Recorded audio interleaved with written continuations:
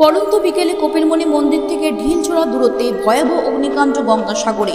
এমন ভয়ঙ্কর অগ্নিকাণ্ডে চাঞ্চল্য ছড়িয়েছে গোটা কপিলমুনি মন্দির চত্বর এলাকায়। ঘটনাটি ঘটেছে দক্ষিণ 24 পরগনার সাগর কোস্টাল থানার অন্তর্গত গঙ্গাসাগরে কপিলমুনি মন্দির চত্বর এলাকায় থাকা স্কিম পার্কে।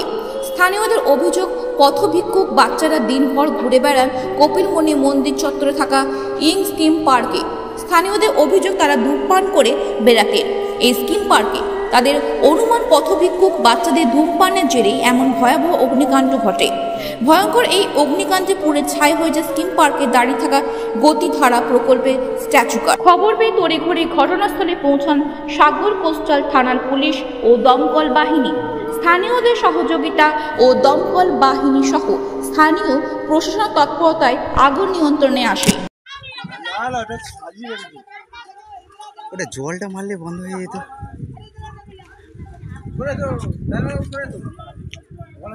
বাচ্চা ছিল, কিন্তু আমাদের অভিজ্ঞতা একদম ধারণা, এখানে মন্দিরের সামনে লাট মন্দিরটা যে রয়েছে, কিছু বাচ্চা ছেলে একদম থাকে এখানে, যারা ভিক্ষা করে, এবং পাশাপাশি কিছু ছেলে এখানে সারা রাত ধরে আড্ডা মারে। লাট মন্দিরে অনেকে বসবাস করছে, কিন্তু কিছু কিছু ছেলেরা আছে এখানে বিড়ি সিগারেট অনেকবার খায়।